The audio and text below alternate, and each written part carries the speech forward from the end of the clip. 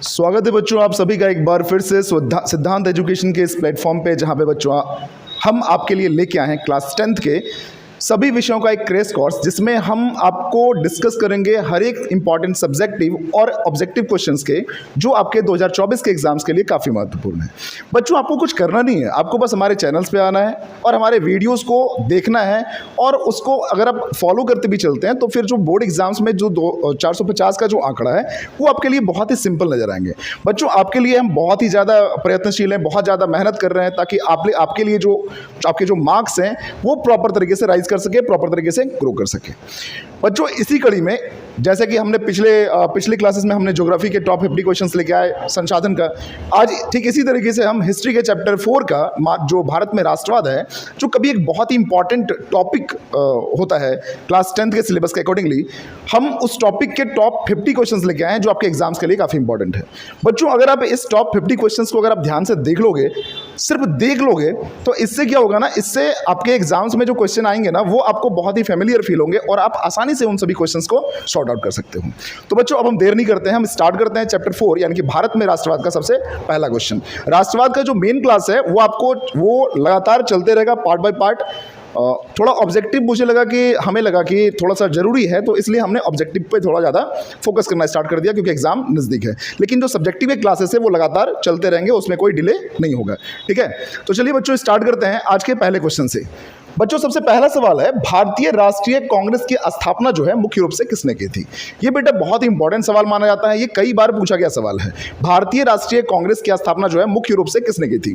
तो ये आपको जान के बड़ा आश्चर्य होगा, कई बार लोगों को लगता है कि भारतीय राष्ट्रीय कांग्रेस की स्थापना शायद किसी भारतीय ने की होगी, लेकिन ऐसा था नहीं। भारतीय राष्ट्रीय कांग्रेस की स्थापना जो है वो किए थे A.O. ह्यूम, जो बेसिकली क्या थे, एक अंग्रेज थे। ठीक है, इन्होंने सबसे पहले इसकी स्थापना की। तो इसके आंसर कौन से होंगे?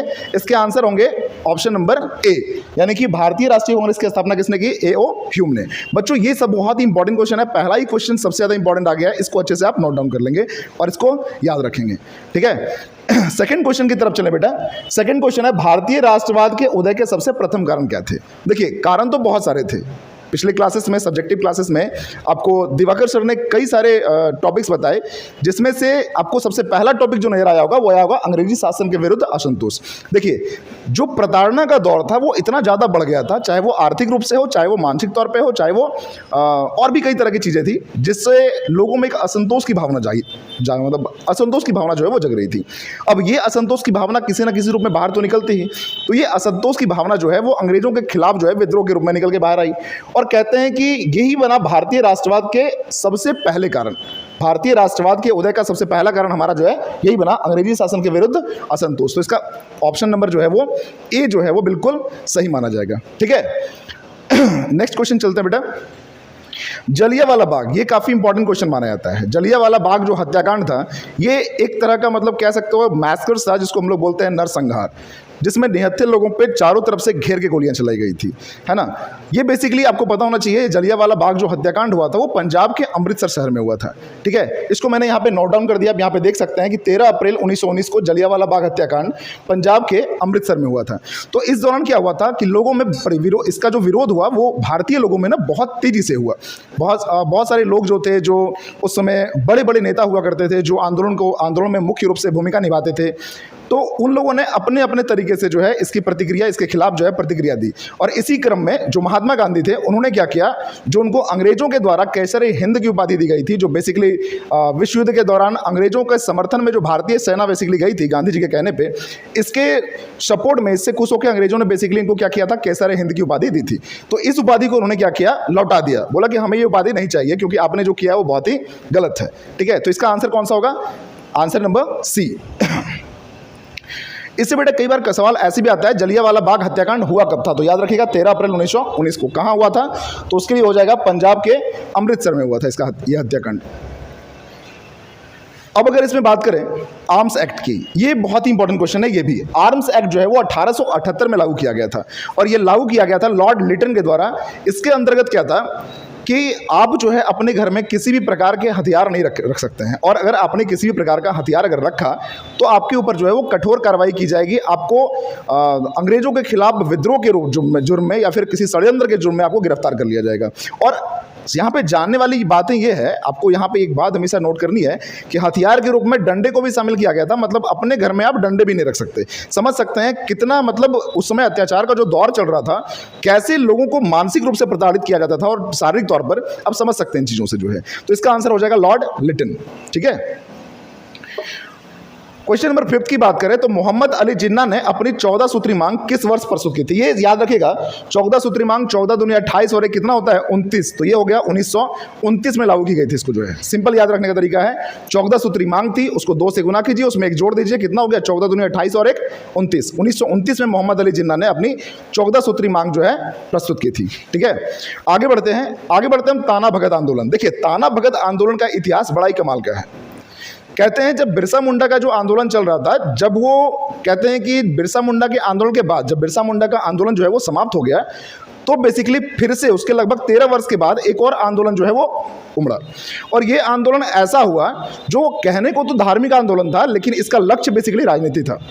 और ये एक ऐसा आंदोलन बन के उभरा जिसमें जितने भी तरह के आदिवासी समुदाय के लोग थे वो एकजुट हुए। इसके अंतर्गत जो है एक छत्र के अंदर ये लोग क्या हुए, एकजुट हुए। और ये आंदोलन की अगुवाई कर रहे थे जतरा भगत। याद रखिएगा, इसका आंसर क्या होगा, जतरा भगत। ताना भगत आंदोलन कब हुआ था? 1914 ईस्वी में। और इसका नेतृत्व कर रहे थे कौन? जतरा भगत।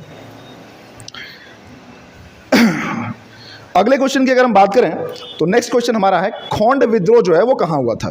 देखिएगा, खोंड विद्रोह अगर की बात करें तो खोंड विद्रोह जो है वो हुआ था सन 1914 में। और 1914 के साथ ही आपको ऑप्शन में यहाँ पे दिखेगा कि ये विद्रोह जो है वो उड़ीसा में हुआ था। मतलब खोंड विद्रोह उड़ीसा में सन 1914 ईस्वी को हुआ था। ठीक है, नेक्स्ट क्वेश्चन की बात करें तो आता है हमारा मोपला विद्रोह। देखिए, मोपला विद्रोह जो है वो केरल में हुआ था और इसकी अगुवाई कर रहे थे बेसिकली जो है अली मुसलियार जो है। ठीक है, तो मोपला विद्रोह केरल में हुआ था, 1921 में हुआ था और इसको करने वाले कौन थे? अली मुसलियार। याद रखने वाली बात है, कब कब हुआ था?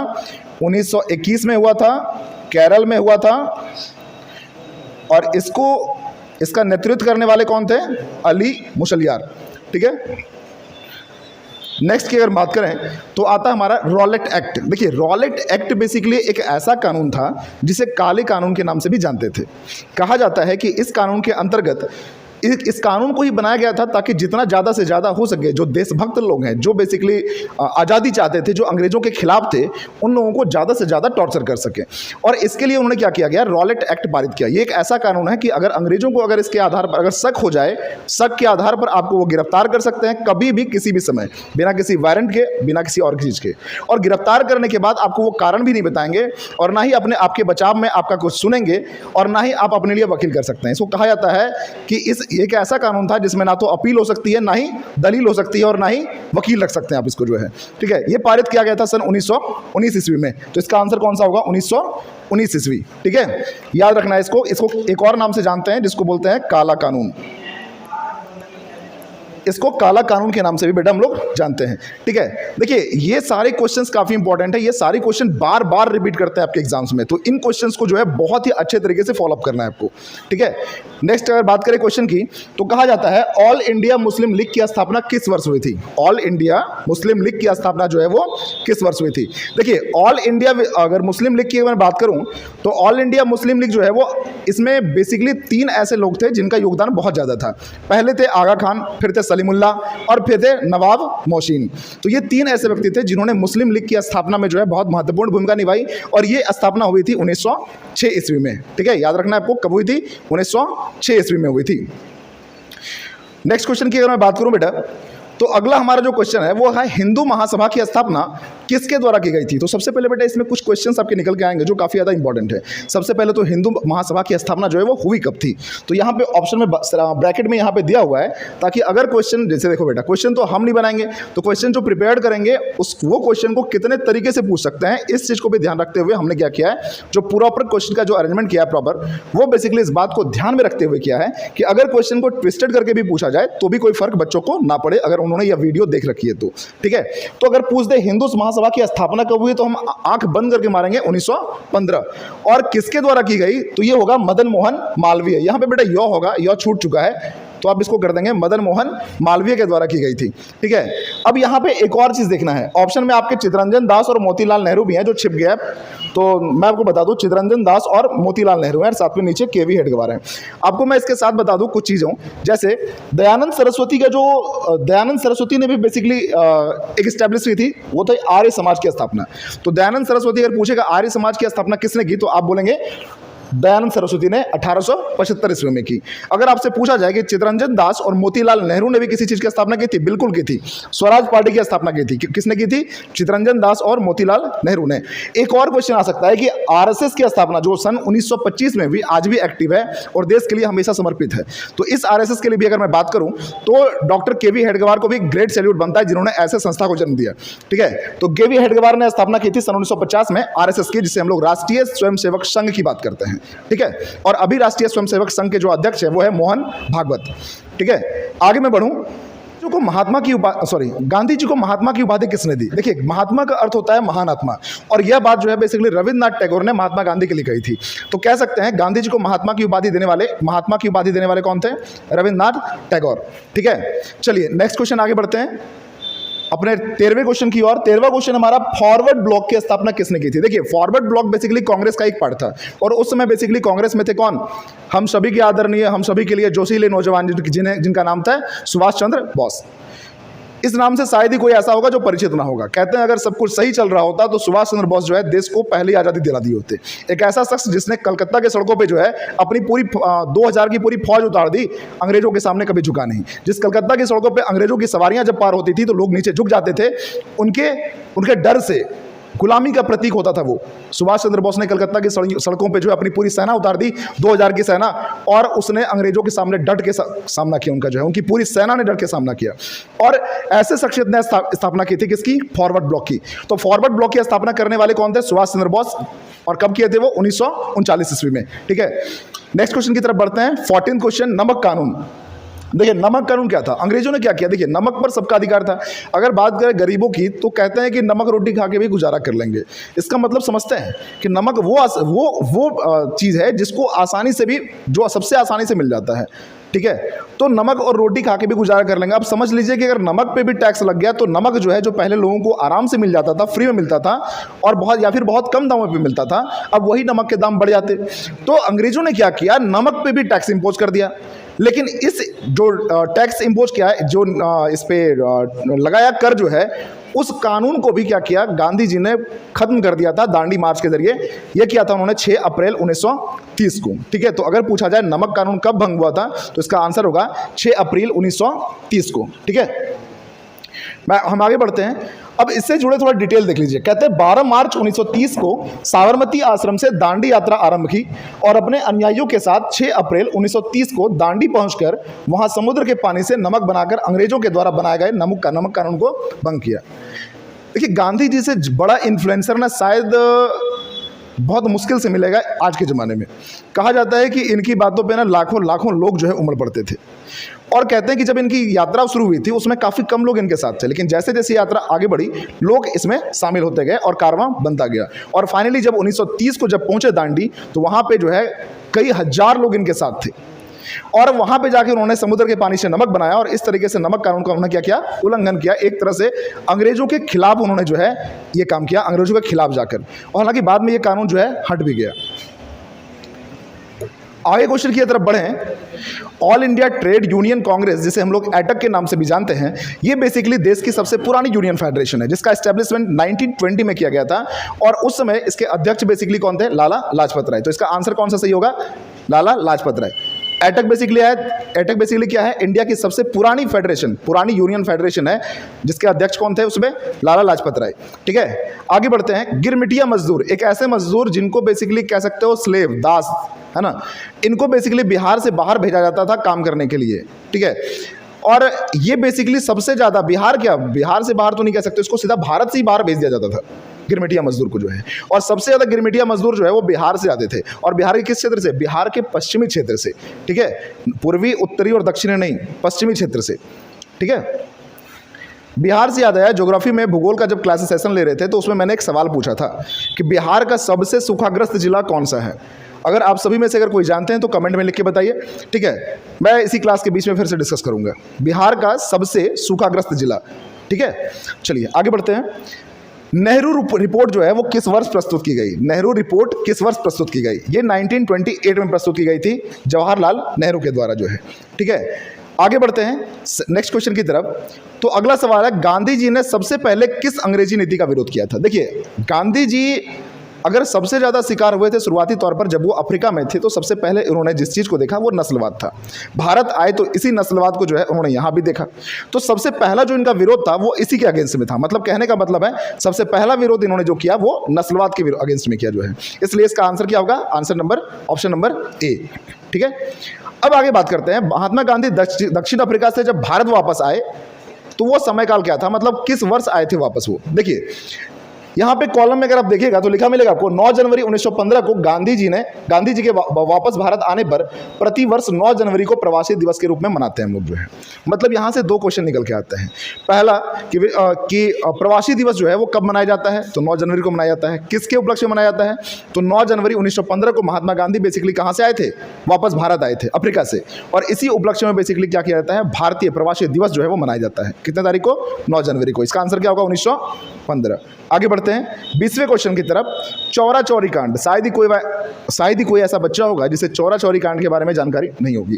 क्लास 10th में जब भारत में राष्ट्रवाद आप चैप्टर पढ़ रहे होंगे उसमें चौरा चौरी घटना का जिक्र अक्सर आता है। अपने महात्मा गांधी के द्वारा एक बहुत ही सफलतापूर्वक आयोजित किया जा सकने वाला एक आंदोलन जिसे हम लोग असहयोग आंदोलन कहते हैं और इंग्लिश में से नॉन कोऑपरेशन मूवमेंट कहते हैं। यह एक ऐसा मूवमेंट था जो ऐसा लग रहा था मानो अंग्रेजों की पाँव उखाड़ देगा। ऐसा लग रहा था मानो अंग्रेज इस आंदोलन के बाद बिल्कुल सहम से जाएंगे, लेकिन चीज़ें बदल गई। उत्तर प्रदेश के गोरखपुर जिले में जो ये घटना घटी इस आंदोलन के दौरान, वो बिल्कुल ही कहीं ना कहीं इस आंदोलन को कमज़ोर करने वाली थी। ये घटना थी जब पूरे भीड़ के ऊपर जो है पुलिस वालों का किसी तरीके से उनके बीच में नोकझोंक हुई, और फिर इस आंदोलन में कुछ उग्र समर्थक भी थे जिन्होंने क्या किया? पुलिस की पूरी चौकी को आग लगा दिया। इसमें कुछ पुलिस वाले मारे गए, और इससे हताहत होकर इससे गांधी जी ने इस घटना के बाद से यह जो आंदोलन काफ़ी सक्सेसफुल चल रहा था, बिना किसी के राय जाने सीधा उन्होंने इस आंदोलन को ही पूरी तरह से स्थगित कर दिया। और एक बहुत ही सक्सेसफुल आंदोलन जो अंग्रेज़ों की खड़िया खड़ी कर सकता था, जो अंग्रेज़ों को यहाँ से भगा सकता था, वह आंदोलन ऐसे ही बंद हो गया। और इस तरह से असहयोग आंदोलन पूरी तरह से जो बहुत ही ज़्यादा बेहतर कंडीशन में जा सकता था वो खत्म हो गया। तो अगर बात करें चौरा चौरी कांड के बाद महात्मा गांधी ने किस आंदोलन को वापस ले लिया था, तो इसका आंसर होगा असहयोग आंदोलन। मैं फिर से बता रहा हूँ बेटा, असहयोग आंदोलन वो आंदोलन था जिसने अंग्रेजों की खड़िया खड़ी कर दी थी। एक ऐसा आंदोलन जिसमें महात्मा गांधी जिसकी शुरुआत किए थे, उन्होंने ही कहा था कि आपको अंग्रेजों को किसी भी प्रकार का सहयोग नहीं करना है, और लोग इसके लिए राजी भी हो गए थे। किसी प्रकार का कॉपरेशन था ही नहीं। जो नौकरी में थे वो नौकरी छोड़ रहे थे, बच्चे उनके विश्वविद्यालय जो विद्यालय थे वहाँ से अपने नाम कटवा के बाहर आ रहे थे। किसी भी तरह का समर्थन जो है वो नहीं था, और अंग्रेजों को लगने लगा था क्योंकि उनकी शासन की प्रणाली यही थी, वो यहीं के लोगों के द्वारा यहाँ के लोगों के ऊपर शासन कर रहे थे। ऐसे में अगर उनको यहाँ के लोगों का समर्थन नहीं मिलता तो ऐसे में कैसे वो यहाँ पे शासन कर पाते। लेकिन कहते हैं ना कि कुछ घटनाएं ऐसी घटती है जो कहीं ना कहीं पूरे समय काल को बदल देती है, और ऐसी घटना थी असहयोग आंदोलन और चौरी चौरा घटना, इन दोनों के बीच का आपका निरीक्षण। खैर कोई बात नहीं, हम आगे बढ़ते हैं नेक्स्ट टॉपिक की तरफ। तिनकठिया प्रणाली, एक ऐसी प्रणाली जिसमें जबरदस्ती मजदूरों से जो है उसके 1 बीघे जमीन पे नियमित रूप से 3 कट्ठे जमीन पे, पूरे 1 बीघा अगर जमीन है तो उसमें 3 कट्ठे जमीन पे आपको नील की खेती करनी अनिवार्य होगी। यह अंग्रेजों के द्वारा बनाया गया नियम था, जिसे बाद में 3 कट्ठा से बढ़ाकर 5 कट्ठा कर दिया गया था, लेकिन शुरुआती तौर पर 3 कट्ठा ही था।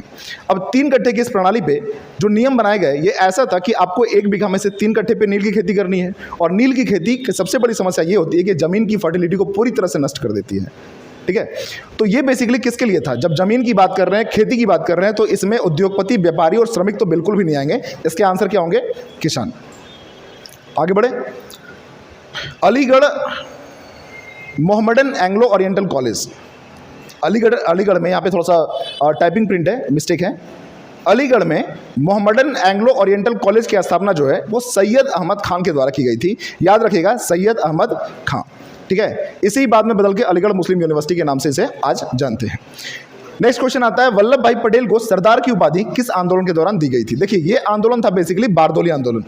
मैं फिर से बता रहा हूँ, इस आंदोलन का नाम था बारदोली आंदोलन। बारदोली जो आंदोलन था वो बेसिकली हमारे जो भारत के, जिनको आयरन मैन कहा जाता है, लौह पुरुष सरदार वल्लभ भाई पटेल, वो इसकी अगुवाई कर रहे थे। मूलतः ये एक ऐसा आंदोलन था जिसमें जो किसान लोग अगेंस्ट में जा रहे थे सरकार के, यानी कि किसान का आंदोलन था। सरकार के द्वारा टैक्स इंपोज कर दिया गया था, 22% जो है कर बढ़ा दिया गया था लगान खेतों पर जो है, और ऐसे कंडीशन में किसानों के लिए जो है भुखमरी की समस्या हो गई थी। उपज उतनी हो नहीं रही थी, लेकिन लगान जो है वो 22% तक बढ़ा दिया गया था। तो इसके खिलाफ जो है बेसिकली किसान सड़क पे उतरे थे, जिसका नेतृत्व कर रहे थे कौन? सरदार वल्लभ भाई पटेल। और उस समय इस आंदोलन के सचिव जो थे वो GN रंगा को बनाया गया था। ठीक है, तो सरदार वल्लभ भाई पटेल को सरदार की उपाधि इसी आंदोलन के बाद दी गई थी। इसका आंसर क्या होगा? बारदोली आंदोलन होगा। ठीक है, ध्यान से देखते हैं, आगे बढ़े। पूर्ण स्वराज की मांग का प्रस्ताव कांग्रेस के किस अधिवेशन में पारित हुआ? बेटा इसका सिंपल सा आंसर है 1929 में लाहौर अधिवेशन जब हुआ था तो उस समय पूर्ण स्वराज की मांग जो है वो मांग का प्रस्ताव जो है पारित हुआ था। इसके पहले पूर्ण स्वराज की मांग थी ही नहीं। ऐसा माना जा रहा था, लोगों में कुछ ऐसे वहाँ पे नेता थे हमारे जो ये सोचते थे कि अंग्रेज रहें लेकिन कार्यभार संभालने के लिए हमें दें, वो ऊपर से उसकी मॉनिटरिंग करें। ठीक है, तो पूर्ण स्वराज का कंसेप्ट लाहौर अधिवेशन से पहले नहीं था, बट लाहौर अधिवेशन के होने के बाद इस बात की मांग जो है, इसकी मांग जो है वो बढ़ गई, है ना। और फाइनली लाहौर अधिवेशन से जो है इस लाहौर अधिवेशन में इसकी मान्यता भी मिल गई। 25वें क्वेश्चन की तरफ बढ़े तो 25वां क्वेश्चन हमारा, असहयोग आंदोलन का प्रस्ताव कांग्रेस के किस अधिवेशन में पारित हुआ? तो जाहिर सी चीज है 1920 में पारित हुआ था। कोलकाता अधिवेशन में 4 सितंबर का वो दिन था जब बेसिकली असहयोग आंदोलन का प्रस्ताव पारित हुआ था। तारीख 4 सितंबर ईस्वी 1920, जगह का नाम था कोलकाता। याद रखिएगा, जगह का नाम कोलकाता, ईस्वी 1920 और तारीख थी वो 4 सितंबर, मतलब शिक्षक दिवस से बिल्कुल एक दिन पहले। याद रखना बेटा काफी आसानी से, असहयोग आंदोलन शिक्षक दिवस के एक दिन पहले, सन था 1920 और जगह थी कोलकाता, है ना। आगे बात करें, जब कोलकाता की बात की और बंगाल विभाजन की बात ना करें तो ये चैप्टर बिल्कुल अधूरा हो जाएगा। तो बंगाल विभाजन 1911 में किस जब गवर्नर जनरल ने रद्द की थी? देखिए, कहा जाता है कि जिसने लागू किया उसी ने इसको रद्द किया। ठीक है, तो लॉर्ड कर्जन इसके सही आंसर होंगे। लॉर्ड कर्जन ने बेसिकली क्या किया था, बंगाल विभाजन का जो बनाया गया था नियम, बेसिकली प्रोसेस में डाला गया था, उस पूरे नियम को क्या किया इन्होंने? रद्द कर दिया। ठीक है, आगे बढ़ते हैं। भारत में खिलाफत आंदोलन कब और किस देश के शासक के समर्थन में शुरू हुआ था? देखो बेटा, तुर्की के जो होते थे, जो हेड होते थे उसमें जो है, उनको बोला जाता था खलीफा। ठीक है, तो उन्हीं के समर्थन में बेसिकली ये स्टार्ट हुआ था खिलाफत आंदोलन सन 1920 में। ठीक है, तो इसका आंसर होगा ऑप्शन ए। अगला आता है हमारा रॉलेट कानून। अभी मैंने बताया था पहले कि रॉलेट एक्ट जो बनाया गया था वो बेसिकली किसके लिए बनाया गया था? जितने भी तरह के क्रांतिकारी गतिविधियां चल रही होंगी उन सभी को रोकने के लिए। तो ऑप्शन नंबर डी में देखिए क्या है, क्रांतिकारी गतिविधियों पर अंकुश लगाने के लिए। तो ऑप्शन नंबर कितना सही हो जाएगा? डी सही हो जाएगा। बता तो रहे बेटा, आप अगर क्लास में अगर ध्यान से बस सुनते रहोगे तो कई सारे ऐसे ऑब्जेक्टिव्स हैं जिनके एक्सप्लेनेशन पहले ही हो चुके हैं और आपको बस वो क्वेश्चन देखते ही आपको सही आंसर याद आ जाएगा। ठीक है, तो इस बात को ध्यान में रखना। अगर मैं बात करूं तो रॉलेट कानून एक एक्ट जो है किस उद्देश्य से बनाया गया था? तो क्रांतिकारी गतिविधियों पर अंकुश लगाने के लिए बनाया गया था। नेक्स्ट आता है, अखिल भारतीय किसान सभा का गठन कब और कहां हुआ था? तो अखिल भारतीय किसान सभा का गठन जो है वो हुआ था लखनऊ में सन 1936 ईस्वी में। ठीक है, आगे बढ़ते हैं नेक्स्ट क्वेश्चन की तरफ। गदर पार्टी की स्थापना किसने की थी? गदर पार्टी की स्थापना जो है वो किसने की थी? तो ऑप्शन हमारे पास है सशेंद्र सन्याल, भगत सिंह, लाला हरदयाल और स्वर्ण सिंह भगना। तो इसका आंसर होगा लाला हरदयाल। लाला हरदयाल ने ही बेसिकली गदर पार्टी की स्थापना की थी। गदर वो सलमान खान के, सनी देओल वाली, सन्नी पाजी वाली गदर और गदर 2 नहीं, ये गदर बेसिकली गदर पार्टी थी जो लाला हरदयाल के द्वारा बनाई गई थी, है ना। कंफ्यूज नहीं करना है। अब यहाँ से ऑप्शन में हमारे पास सचिंद्र सान्याल भी हैं, तो जाहिर सी चीज़ है इन्होंने भी कुछ न कुछ किया होगा, और स्वर्ण सिंह भगना है। थोड़ा देख लेते हैं इनके द्वारा क्या किया गया था। तो सचिंद्र सान्याल के द्वारा हिंदुस्तान रिपब्लिकन एसोसिएशन की स्थापना की गई थी सन 1924 में, और वहीं भगत सिंह के द्वारा हिंदुस्तान सोशलिस्ट रिपब्लिकन एसोसिएशन की स्थापना की गई थी 1928 में। इन दोनों के भी स्क्रीनशॉट आप ले लेंगे बेटा, आपके लिए फायदेमंद होगा।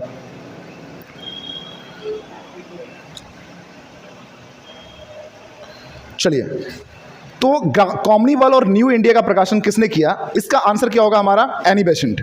इसके अलावा देखिए, इसमें ऑप्शन में आपको मिल जाएगा वल्लभ भाई पटेल, लाला हरदयाल, महात्मा गांधी। सबसे नीचे में कौन है? महात्मा गांधी है। महात्मा गांधी की अगर मैं बात करूं तो महात्मा गांधी ने कई सारी फेमस पुस्तकें लिखी है, और इन पुस्तकों के नाम याद रखना बेटा आपको बहुत ज़्यादा जरूरी है, क्योंकि इसमें से किसी भी पुस्तक का नाम आपके लिए पूछा जा सकता है।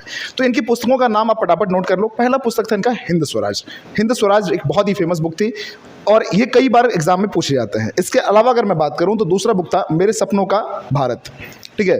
तीसरे बुक की बात करें तो दक्षिण अफ्रीका में सत्याग्रह, जो उन्होंने दक्षिण अफ्रीका में जो उनका सत्याग्रह था, क्योंकि सबसे पहला एक्सपेरिमेंट तो उन्होंने वही किया था, तो उससे रिलेटेड इन्होंने चीज़ों को अपने बुक में, उससे रिलेटेड, उससे संबंधित चीज़ों को इन्होंने अपने बुक में जगह दिया। इन सब की अगर बात करें तो इसके अलावा इनका एक बुक था the story of my experience with truth, ठीक है, तो ये बुक भी इनकी काफ़ी फेमस रही है। इसके अलावा ग्राम स्वराज, तो ये सारे वो बुक थे जिसका पब्लिकेशन, जो गांधी जी के द्वारा लिखे गए थे।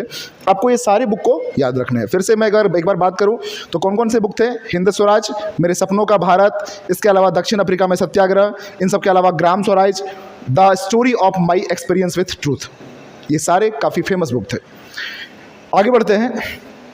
अब यहाँ पे एक नोट आ गया। बेसिकली हुआ क्या था, जब इसके नोट्स बनाए जा रहे थे तो उस समय अचानक से मेरे दिमाग में ये आया कि एक पॉइंट तो हमने छोड़ ही दिया।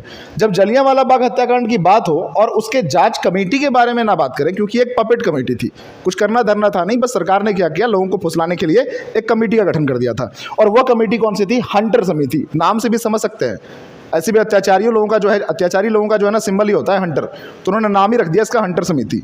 एक तो कांड भी किया और साथ में समिति का नाम भी खतरनाक रखा है, हंटर समिति। इसका गठन किया गया था 19 अक्टूबर को जो है, ठीक है। आगे बढ़ते हैं। 14 सितंबर 1932 को पूना पैक्ट हुआ था, जिसको पूना समझौता भी कहते हैं। यह समझौता बेसिकली हुआ था गांधी और अंबेडकर के बीच में, ठीक है। तो यहाँ पे सवाल भी उसी से रिलेटेड है। 14 सितंबर 1932 में पूना समझौता किनके बीच में हुआ था? आंसर बहुत ही सिंपल है, गांधी जी और अंबेडकर के बीच में जो है। इसका ऑप्शन नंबर ए, यानी कि आंसर जो होगा वो ए नंबर जो है इसका सही होगा। आगे बढ़ते हैं। ताशकंद की बात करें तो यहाँ पे आएगा, ताशकंद में भारतीय कम्युनिस्ट पार्टी की स्थापना करने वाले व्यक्ति कौन थे? तो इसका आंसर होगा M.N. रॉय, ठीक है। आगे बढ़ते हैं। कहते हैं किस समझौते को दिल्ली समझौता के नाम से जानते हैं? इसे दिल्ली पैक्ट के नाम से भी जानते हैं। और दिल्ली पैक्ट की जब बात करेंगे तो यही आएगा, वही समझौता गांधी और इरविन के बीच का समझौता है। कहते हैं कि शायद इस समझौते के बीच में कुछ हो सकता था, भगत सिंह के विषय में अगर चर्चा होती तो शायद कुछ हो सकता था, लेकिन चर्चा ही नहीं हुई। तो खैर हम उन चीज़ों को साइड करते हैं, हम बस याद रखते हैं कि ये समझौता हुआ किसके बीच में था। तो ये समझौता हुआ था गांधी और इरविन के बीच में। आगे बढ़ते हैं। महात्मा गांधी ने किस पत्रिका का संपादन किया था? देखिए वो बुक था, और अभी जिसकी बात करें वो क्या था? पत्रिका। तो पत्रिका थी वो क्या चीज? यंग इंडिया वो पत्रिका थी जिसका जो है संपादन कौन कर रहे थे? महात्मा गांधी कर रहे थे। आगे बढ़ते हैं हम नेक्स्ट क्वेश्चन की ओर। अलीगढ़ आंदोलन जो है उसकी अगुवाई कर रहे थे सर सैयद अहमद खान। तो अलीगढ़ आंदोलन का नेतृत्व किसने किया था? ऑप्शन नंबर सी होगा इसका, सर सैयद अहमद खान। आगे बढ़ते हैं। साइमन कमीशन किस वर्ष भारत आया? सन 1928 में इसका आंसर होगा। काफी सिंपल है, इसके बारे में क्या ही बोलना ज्यादा। आगे बढ़ते हैं। गांधी जी के राजनीतिक गुरु कौन थे? ये काफी इंपॉर्टेंट क्वेश्चन है, कई बार पूछा गया क्वेश्चन है ये भी। गांधी जी के अगर राजनीतिक गुरु की बात करें तो वो गोपाल कृष्ण गोखले थे। याद रखिएगा, गांधी जी के राजनीतिक गुरु गोपाल कृष्ण गोखले। गांधी जी से संबंधित जितने भी तरह के प्रश्न हैं उन सभी को आपको अच्छे से पढ़ना है, चाहे वो यंग इंडिया की बात हो, चाहे वो इनके बुक की बात हो, चाहे किसी पद को लौटाने की बात हो, चाहे वो चंपारण आंदोलन हो, ये सारी चीज़ें जो है इसी में इंक्लूडेड रहेंगी, ठीक है। आगे बढ़ते हैं। भारतीय राष्ट्रीय कांग्रेस के पहले अध्यक्ष कौन थे? देखिए सवाल यहाँ पे कई बार कंफ्यूज कर सकते हैं। भारतीय राष्ट्रीय कांग्रेस के स्थापना जो है वो भले ही राष्ट्रीय कांग्रेस की स्थापना भले ही ए.ओ. ह्यूम ने की, लेकिन अगर बात करें इसके अध्यक्ष की तो इसके अध्यक्ष थे बेसिकली कौन? W.C. बैनर्जी, ठीक है। तो इसका ऑप्शन नंबर डी जो है वो क्या होगा? सही माना जाएगा। आगे बढ़ते हैं हम 39 क्वेश्चन में। गांधी जी ने सत्याग्रह का सबसे पहला प्रयोग कहाँ किया था? देखिए हमारा बिहार वो पहला राज्य है, पहला क्षेत्र है जहां से बेसिकली गांधी जी ने सत्याग्रह की शुरुआत की थी। तो बिहार को पीछे कैसे बोल सकते हैं जी? गांधी जी को जब सबसे पहला पसंद बिहार आया आंदोलन के लिए, तो बिहार को आप पीछे कैसे बोल सकते हैं? बिहार जो है हमारा शुरू से ही अग्रणी रहा है। तो गांधी जी ने सत्याग्रह का सबसे पहला प्रयोग कहाँ किया? बिहार के चंपारण जिले से किया था, है ना। राजकुमार शुक्ला लेके आए थे इनको जो है। आगे बढ़ते हैं। इनमें से किसे बादशाह खान या सीमांत गांधी कहा जाता है? खान अब्दुल गफ्फार खान। याद रखिएगा, खान अब्दुल गफ्फार खान को जो है सीमांत गांधी कहा जाता है या फिर बादशाह खान। आगे बढ़ते हैं। लखनऊ पैक्ट यानी कि लखनऊ समझौता कब हुआ था? इसका आंसर होगा 1916, ठीक है। आगे बढ़ते हैं। और अब जो है ये क्वेश्चन जो है ये टॉप 50 क्वेश्चंस में से 41 क्वेश्चंस हमने डिस्कशन कर चुके हैं। 9 क्वेश्चन के आसपास और बचा हुआ। बेटा मैं फिर से एक बार कहना चाहूंगा, आपको करना कुछ नहीं है, बस इन सभी क्वेश्चन को प्रॉपर तरीके से फॉलो करते जाना है। और इससे क्या होंगे, आपके क्वेश्चंस जो है आप एग्जाम में बैठोगे तो क्वेश्चंस आपको काफी ईजी लगेंगे, काफी आसान लगेंगे और काफी फैमिलियर लगेंगे। ऐसा लगेगा मानो ये सारे क्वेश्चंस आप पहले से ही पढ़ चुके हैं, पहले से डिस्कस कर चुके हैं। बच्चों मैं इसके अलावा टेस्ट सीरीज भी लेके आने वाला हूं जिसमें आपको पता चलेगा कि आपकी तैयारी जो है वो कैसी है। आप इसको प्रीफर कर सकते हैं हमारे चैनल पे ही। हम जल्दी लेके आएंगे, जल्दी इसका अनाउंसमेंट करेंगे। फिलहाल हम आगे बढ़ते हैं 42, क्वेश्चन नंबर 42। कहते हैं तुर्की में खलीफा का पद किस वर्ष समाप्त किया गया था? तो इसका आंसर होगा सन 1924। वो वर्ष था, वह साल था जब तुर्की में खलीफा का पद को पूरी तरह से समाप्त कर दिया गया। आगे बढ़ते हैं 43 क्वेश्चन में। कहा जाता है 1919 से लेकर 1947 तक जो भारतीय संघर्ष था वो किस नाम से जाना गया? देखिए, गांधी जी के आने के बाद और उसके आज़ाद होने तक गांधी के अलावा और कोई रहे ही नहीं इसके बीच में जो है, चाहे जिनका भी योगदान कितना भी क्यों ना हो, लेकिन गांधी जी के आगे जो है सब कोई जो है सबकी चीज़ें जो है वो छिप सी गई।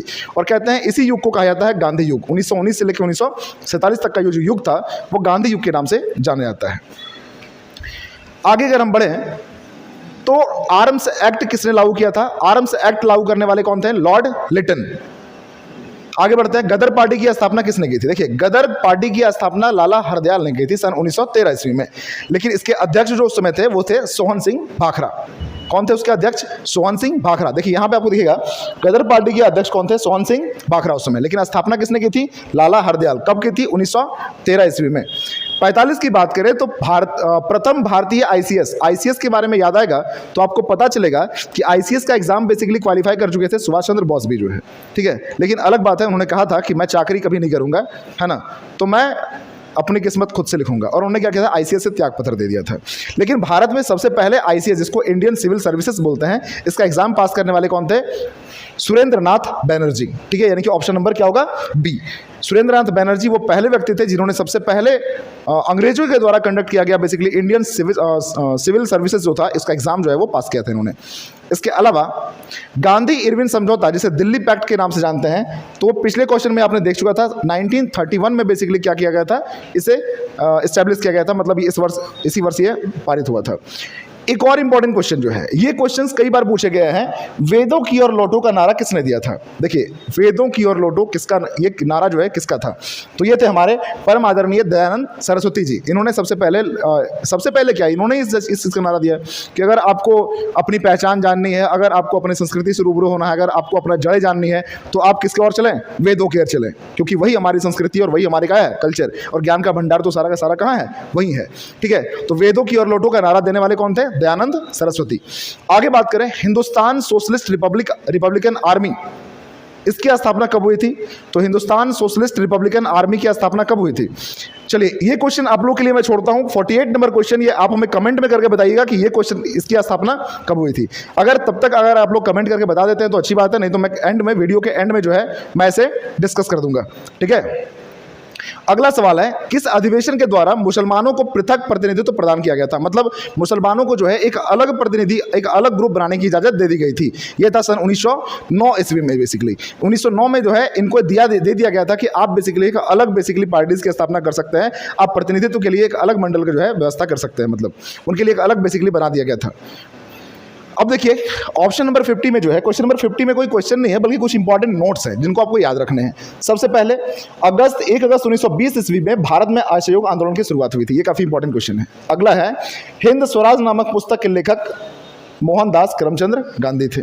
मैंने जब गांधी के बुक की बात हो रही थी तो मैंने बताया था कि हिंद स्वराज के लेखक कौन है? गांधी जी हैं। उसी चीज को यहाँ नोट के रूप में आपके पास लिखा हुआ है। अगला आता है, स्वराज दल की स्थापना कब हुई थी? तो स्वराज दल की स्थापना 1923 ईस्वी में हुई थी, जिसके अध्यक्ष बेसिकली कौन थे? चित्तरंजन दास थे। बेटा, इस तरीके से क्या होता है, हमारे आज का जो 50 क्वेश्चन का जो टॉप 50 क्वेश्चन भारत में राष्ट्रवाद के थे, उसके डिस्कशन पूरी तरह से खत्म होती है। आप बेटा देख के, इसमें लिख के ले लो आप कि ये जो क्वेश्चंस है ना, ये क्वेश्चंस इतने इंपॉर्टेंट है कि एग्जाम में आपके ना क्वेश्चन इससे बाहर नहीं जाने वाले हैं। भारत में राष्ट्रवाद से अगर क्वेश्चन बनेगा तो इसी 50 क्वेश्चन के अंदर बनेंगे, इससे बाहर नहीं बनने वाले हैं। बेटा, इसमें आपको होमवर्क के लिए मैंने क्वेश्चन देके रखा है, इसका आप कमेंट में हमें आंसर बताओगे कि हिंदुस्तान सोशलिस्ट रिपब्लिकन आर्मी की स्थापना जो है वो कब हुई थी, और इसके बारे में अगर आप कुछ जानते हो तो वो हमें मैसेज करोगे, ठीक है। तो चलिए बेटा, आज की क्लास को हम यही खत्म करते हैं, मिलते हैं नेक्स्ट वीडियो में। Thank you. फिर से वही बात, लाइक करें, सब्सक्राइब करें और फॉलो करें।